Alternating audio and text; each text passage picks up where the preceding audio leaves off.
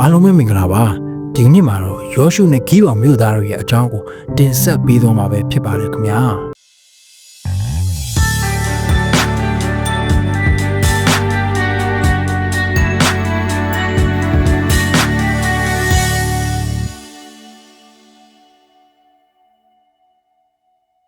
ဒီခေါမျိုးတဲ့ဟာခါနန်ပြည်ကတခြားလူမျိုးတွေစီအထိပြန့်နှံ့သွားပါတယ်ဒီတော့ဣသရေလလူမျိုးတွေကိုဟေတိအာမောရိခါနနီဖေရဇိဟီဝီယေဗုတိအမျိုးမင်းကြီး၅ပါးကပူးပေါင်းတိုက်ခိုက်ဖို့ဆုံးဖြတ်ကြပါတယ်ဂိဗောင်မြို့သားတွေကတော့သူတို့နဲ့မပူးပေါင်းချင်ပဲယောရှုစီကိုဟောင်းနှန်းဆုပ်ပြဲနေတဲ့အဝတ်တွေကိုဝတ်ပြီးသွားကြပါတယ်ပြီးတော့ကျွန်တော်တို့အဝေးကြီးကနေလာတာပါဖျားသခင်အကြောင်းကြားဖူးပါတယ်အီဂျစ်ပြည်နဲ့မောဘပြည်မှာခမည်းတော်အတွက်ကိုတော်လုတ်ပေးသမျှကိုလည်းကြားပါတယ်ဒါကြောင့်ကျွန်တော်တို့ကိုမတိုက်ပါနဲ့ခမည်းတော်စီမှာကြုံခံပါမယ်လို့ပြောပါတယ်ဒါနဲ့ယောရှုကသူတို့ကိုယုံပြီးတော့မတိုက်ဘူးလို့ဂတိပေးလိုက်ပါတယ်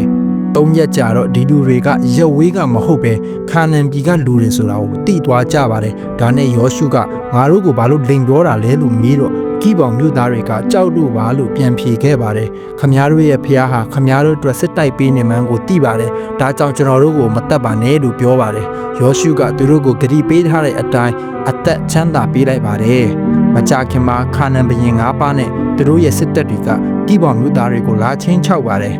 သူတို့ကိုကယ်ဖို့ယောရှုနဲ့သူစစ်တပ်ကတညလုံးချီတက်လာပါတယ်။နောက်နေ့မနက်ဆက်စောမှာစစ်တိုက်ကြပါတော့တယ်။ခါနန်လူမျိုးတွေစစ်ရှုံးပြီးထွက်ပြေးနေတဲ့အခါမှာဘုရားသခင်ကသူတို့ပုံမိုးသီးတွေကျစေပါတယ်။အဲ့ဒီနေ့မှာပဲယောရှုကနေကိုရက်နေစီဖို့ဘုရားသခင်စီကိုတောင်းဆိုပါတယ်။နေဟာတခါမှမရက်ဘူးပဲနဲ့ဘုရားသခင်ကိုဘာကြောင့်ဒီလိုတောင်းဆိုတာလဲဆိုလို့ရှိရင်ယောရှုကဘုရားသခင်ကိုယုံကြည်ကိုးစားတဲ့အတွက်ကြောင့်မဖြစ်ပါတယ်။အဲ့ဒီတနေ့လုံးမှာနေမဝင်လို့ခါနန်ဘုရင်တွေနဲ့သူတို့ရဲ့စစ်တပ်တွေကိုဣသရေလတွေအနိုင်ယူတိုက်ခိုက်နိုင်ခဲ့တဲ့အကြောင်းကိုတင်ဆက်ပေးလိုက်ရပါတယ်ခင်ဗျာအဆုံးထိကြည့်ရှုပေးတဲ့အတွက်ကျေးဇူးတင်ပါတယ်